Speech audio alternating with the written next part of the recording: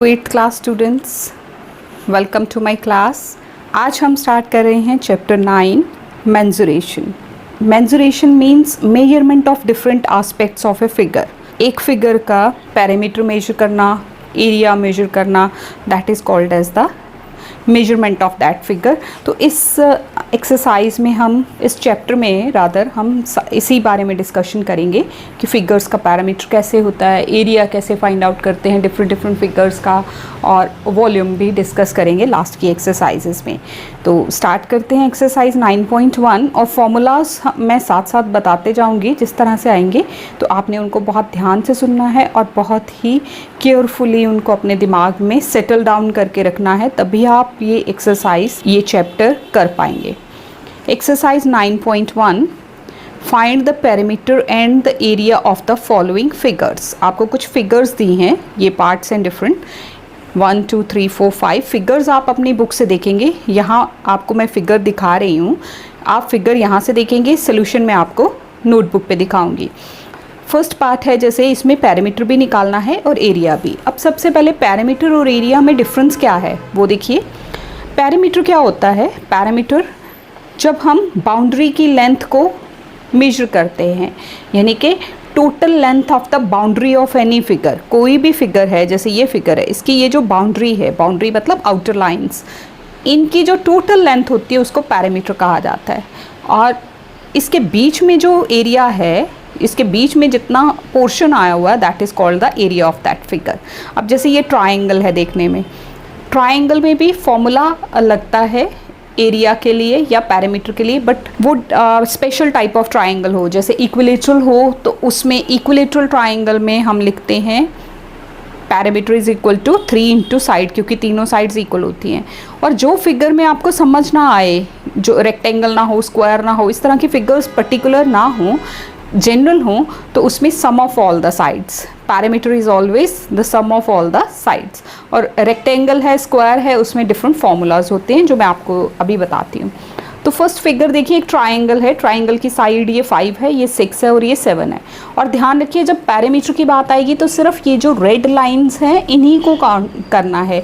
अंदर ये जो ग्रीन लाइन दी है परपेंडिकुलर, इस ब्लू या ग्रीन जो भी है ये, इसको हमने नहीं कैलकुलेट करना। इसका काम कब शुरू होगा? जब हम एरिया कैलकुलेट करेंगे। तो boundary means, parameter means boundary, boundary ये 5, ये 6 और ये 7। एक्सरसाइज 9.1 फर्स्ट फिगर मैंने आपको दिखा दी। अब उसका पैरामीटर कैसे होगा, क्योंकि वो कोई पर्टिकुलर टाइप ऑफ ट्राइंगल नहीं है, तो सम ऑफ ऑल द साइड्स, तीनों साइड्स को प्लस कर लेंगे, पैरामीटर आ जाएगा। अब एरिया ऑफ ट्राइंगल क्या होता है? Half into base into height. ये देखिए, इस तरह से आपके ट्राइंगल की फिगर थी, वो साथ में बुक खोल के रखिए। तो अब ये बेस होगी और ये हाइट होगी जो दी हुई है। तो हाफ बेस इज 6, देखिए जो ये नीचे है इस पर 6 लिखा हुआ है, और ये जो परपेंडिकुलर है दिस इज 4। हाइट या परपेंडिकुलर सेम होता है, तो half into base into height, 2 1 ज़ा 2, 3 ज़ा 6, 3 4 ज़ा 12। और एरिया जो है, word area that is centimetre square. अगर मीटर में हो तो मीटर स्क्वायर, ये एरिया के साथ स्क्वायर ज़रूर लगता है, इस तरह का यूनिट होता है। स्क्वायर सेंटीमीटर या सेंटीमीटर स्क्वायर, दोनों एक ही चीज़ है, इस तरह से हम इसमें लिखेंगे ज़रूर। सेकेंड पार्ट देखो, वो एक रेक्टेंगल है, उसमें लेंथ दी हुई है 13, ब्रेड्थ दी है 7। ठीक, तो रेक्टेंगल में अपोजिट साइड्स इक्वल होती हैं। पैरामीटर क्या आएगा? 2l plus b। रेक्टेंगल का पैरामीटर होता है 2 लेंथ प्लस ब्रेड्थ, लेंथ और ब्रेड्थ को प्लस करके मल्टीप्लाई बाय 2। तो 13 प्लस 7 20 इंटू 2 40, ये पैरामीटर हो गया। एरिया क्या होता है रेक्टेंगल का? आपने बहुत बार पढ़ा है, 6th क्लास में भी, 7th क्लास में भी, that is length into breadth. Length दी है 13, ब्रेड्थ दी है 7, 13 7 ज़ा 91 centimetre square. Third figure that is a square, देखिए उसकी सारी साइड्स 8 8 8 8 दी हुई हैं, 8 8 सेंटीमीटर की सारी साइड्स हैं। तो साइड है 8 सेंटीमीटर, पैरामीटर आएगा 4 मल्टीप्लाई बाय साइड, यानी कि 4 इंटू 8 32 सेंटीमीटर। और एरिया आएगा साइड इंटू साइड, साइड को साइड से ही मल्टीप्लाई करना है, that is 8 into 8 64। Next figure is, ये देखिए नेक्स्ट फिगर जो है, एक बार आप फिगर को ध्यान से देखिए। ये देखिए, ये फिगर है, एक सेमी सर्कल है, सेमी सर्कल मतलब आधा सर्कल, उसमें रेडियस आपको 14 दिया है और ये जो डायामीटर है ये ऑब्वियसली 28 है। अब पेरीमीटर में जो है वो ये तो कैलकुलेट होगा ही, प्लस ये लाइन भी हमें साथ में, डायामीटर भी साथ जोड़ना पड़ेगा पेरीमीटर में। वैसे अगर हम सर्कमफ्रेंस ऑफ सेमी सर्कल लें तो that is 2 pi r upon 2, मतलब पाई आर होता है वो। लेकिन अब चूंकि ये लाइन भी साथ में करनी है तो आप जो सेमी सर्कल का पेरीमीटर का सर्कमफ्रेंस निकालेंगे उसमें 28 ऐड करेंगे, और एरिया ऑफ सेमी सर्कल मतलब सर्कल का जो एरिया होता है डिवाइड बाय 2 कर देंगे। Perimeter is equal to circumference of semi circle plus 28 that is diameter. जो ये रेड लाइन थी उसको ऐड करने की वजह मैंने आपको बताई। अब सर्कमफ्रेंस ऑफ सर्कल क्या होता है 2 पाई आर, अब यहाँ सेमी सर्कल है तो डिवाइड बाय 2 हो जाएगा, ये देखिए 2 और 2 कैंसिल, मतलब पाई आर रह जाएगा। 22/7, पाई की वैल्यू हमेशा 22/7 ही ली जाती है। अगर किसी क्वेश्चन में 3.14 लेनी हो तो वो हमें क्वेश्चन में साथ गिवन होता है। 7 1 ज़ा 7 2 ज़ा 14, तो ये 22 इंटू 2 44 हो गया, प्लस 28 72। और एरिया ऑफ सेमी सर्कल, वो एक सेमी सर्कल था, that is pi are square upon 2। Area of circle होता है पाई आर स्क्वायर। अब चूँकि हमारा जो फिगर है वो सेमी सर्कल है तो सेमी सर्कल का लगा देंगे यहाँ पे। जब आप इसको कैलकुलेट करेंगे 7 2 ज़ा 14, तो ये हो गया 22 इंटू 2 44 इंटू 14/2। इसको अगेन कैंसिल कर सकते हैं, 2 7 ज़ा, तो 44 into 7 308 centimetre square. Fifth part देखिए, एक फिगर आपको फिर से ये मैं दिखा रही हूँ। 16 और 16 का एक क्वाड्रिलेटरल है, ऑल द साइड्स इक्वल, और हाइट दी है हमें 8। तो इसको हम स्पेशल पैरेललोग्राम बोल सकते हैं क्योंकि देखिए अपोजिट साइड्स इक्वल है, इनफैक्ट सारी साइड्स इक्वल है। तो ऐसी फिगर्स जो हैं वो यहाँ पे हमें हाइट गिवन है। पहले जब हमने इसका पेरीमीटर निकालना है, मतलब सम ऑफ ऑल द साइड्स आप कह लो, या 4 इंटू साइड कर लो क्योंकि सारी साइड्स इक्वल हैं, तो उस केस में इस हाइट का कोई मतलब नहीं है। हाइट जो है वो एरिया के टाइम पे आएगी। देखिए perimeter is equal to 4 into side, side हमारी गिवन है, side is equal to 16 centimetre, और हाइट कितनी गिवन है फिगर से मैंने देखा दैट इज 8 सेंटीमीटर। तो 4 into 16 64 centimetre. Area of the parallelogram that is base into height, base और हाइट को मल्टीप्लाई करेंगे, तो मल्टीप्लाई करके you will get 128 centimetre square, क्योंकि एरिया है तो सेंटीमीटर स्क्वायर ज़रूर लगना है। नेक्स्ट फिगर, आप सेकेंड क्वेश्चन देखो। Question number 2, find the area and the parameter of the following figures. अब देखिए ये कुछ स्पेशल फिगर्स हैं जिनको कि हम पर्टिकुलर नेम नहीं दे सकते। ये एक सेमी सर्कल है, सेमी सर्कल जिस तरह से ये फोर्थ क्वेश्चन में था, फोर्थ पार्ट में था, फर्स्ट क्वेश्चन का fourth part. This is 2.8, that was 28, तो यहाँ थोड़ा सा डिफरेंस है 2.8। एरिया भी निकालना है इस फिगर का, और पैरामीटर निकालने के लिए देखिए सेम उसी तरह से हम सेमी सर्कल का circumference plus this 2.8, and area के लिए pi are square upon 2। Diameter is given 2.8, तो पहले हम रेडियस फाइंड आउट करेंगे। रेडियस क्या होगा d/2, रेडियस जो होता है डायमीटर का हाफ होता है, तो हमने d/2 किया, it is 1.4 centimetre. Perimeter is equal to circumference plus 2.8, वो जो डायामीटर था वो यहाँ प्लस कर देंगे, तो ये हमने कैलकुलेट किया। दिस इज 7 1 ज़ा, दिस इज 0.2, तो 22 इंटू 0.2 करेंगे 4.4 plus 2.8, 4.4 plus 2.8, this is 2 and 7.2 centimetre parameter आ गया। Area of the semi circle का रेडियस हम निकाल चुके हैं, दैट इज 1.4, तो pi are square upon 2, pi are square यानी कि radius into radius over 2। Square का मतलब होता है सेम चीज़ 2 बार मल्टीप्लाई। यहाँ 2 से किया, 2 1 ज़ा 2, 2 11 ज़ा 22, 7 1 ज़ा 7, 0.2 यहाँ आ गया। इनको जब हम कैलकुलेट करेंगे ये 11 है, 1.4 इंटू 0.2 दैट इज़ 0.28, और इन दोनों को मल्टीप्लाई करेंगे तो 3.08 सेंटीमीटर स्क्वायर जो है वो एरिया आ गया। सेकेंड जो फिगर है, देखो सेकेंड फिगर, इसमें ये देखो ये क्या है, ये साइड गिवन, ये साइड नहीं है ही नहीं है फिगर में। फिगर हमारी कुछ ऐसे है, ये 3 साइड्स और बीच में एक सेमी सर्कल कट करके लगाया हुआ है, और ये साइड 14 है। अब ये 14 है तो ये भी इसके अपोजिट 14 होगी, because it is a rectangle. ये 10 है तो ये भी 10 गिवन है। आपको क्या करना है, पेरीमीटर के लिए दिस प्लस दिस और उसमें से ये माइनस कर दोगे आप, सॉरी नॉट माइनस, एडिट कर लीजिए। इसमें आप क्या करोगे, ये 3 साइड्स का सम लेके और ये जो है सम, ये सेमी सर्कल का पेरीमीटर, उसमें सरकमफ्रेंस जिसको हम बोलते हैं, सर्कल के केस में पेरीमीटर को सरकमफ्रेंस बोला जाता है, तो ये सरकमफ्रेंस उसमें ऐड कर देंगे। और एरिया के केस में भी हम इसको इसी तरह से ये वाली चीज़ माइनस करेंगे। देखिए एरिया ऑफ द रेक्टेंगल पूरा L इंटू बी, लेंथ है उसमें 14, ब्रेड्थ है 10, L इंटू बी एरिया, और उसमें area of semi circle pi are square upon 2 उसमें से माइनस किया जाएगा। क्यों? क्योंकि आप देखिए फिगर कुछ इस तरह से है ना, ये रेक्टेंगल और उसमें से ये सेमी सर्कल माइनस किया हुआ है, तो ये रेक्टेंगल का L इंटू बी माइनस यहाँ से हम पाई आर स्क्वायर अपॉन 2 लगा देंगे। रेडियस क्या हो जाएगा, 14 उसके डायामीटर है, diameter of the circle is 14, तो रेडियस 7 हो जाएगा, हाफ उसका। 7 और 7 कैंसिल, 2 11 जा 11 7 जा 77, तो 140 में से 77 माइनस करोगे यू विल गेट 63।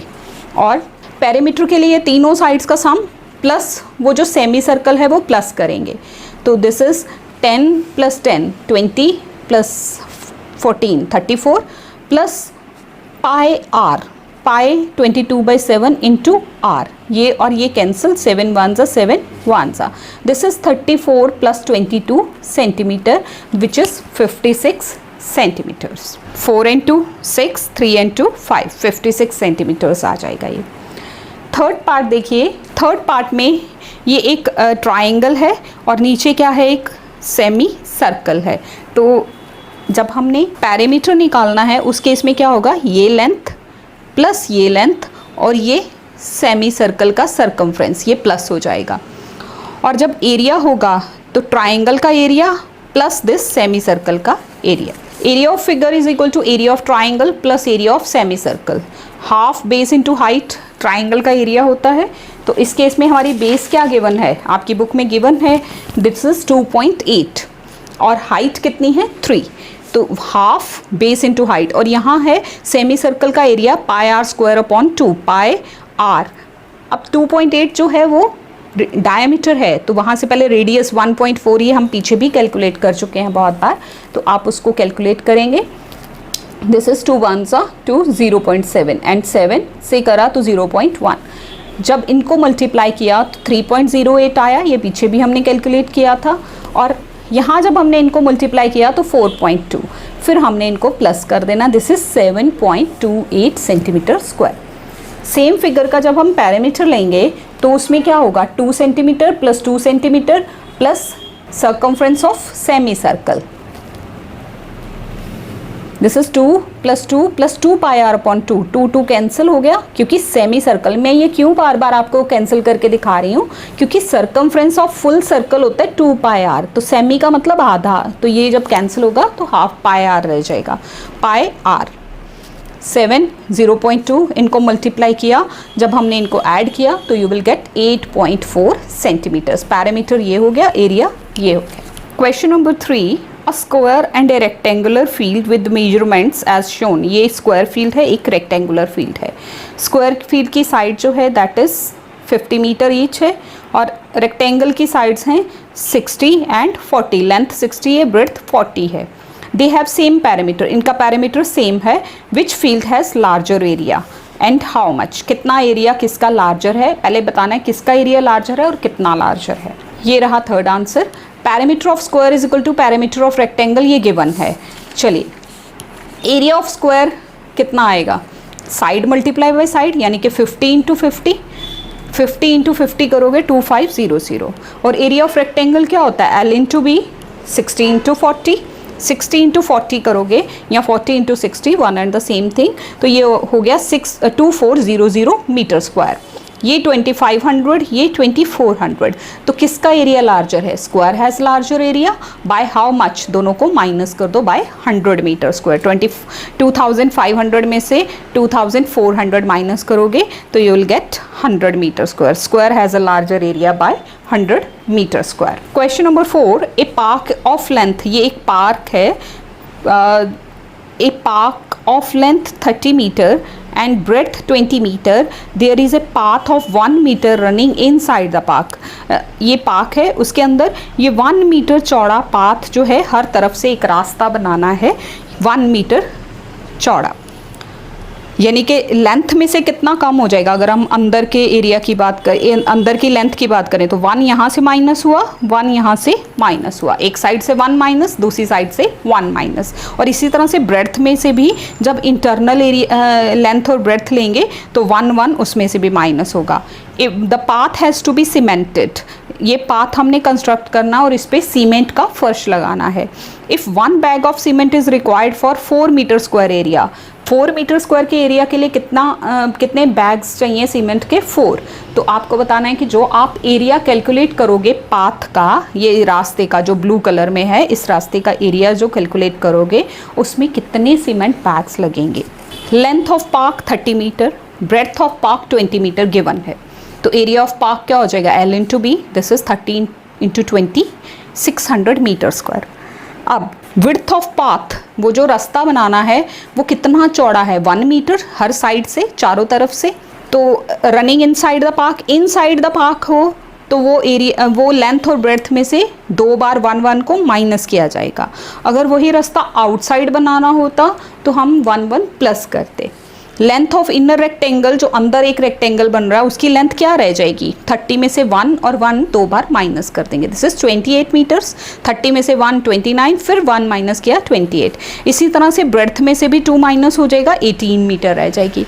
अब एरिया ऑफ इनर सरफेस, जो अंदर की सरफेस है, अंदर का जो रेक्टेंगल है उसका एरिया क्या हो जाएगा? L into B, 28 into 18, this is 504 metre square. 28 metre into 18 metre, 504 metre square. Area of path, जो रास्ता है उसका एरिया कैसे निकलेगा? Outer area minus inner area. Outer area ये था, इनर एरिया ये है, इनको जब हमने माइनस किया तो इट इज़ 96 मीटर स्क्वायर।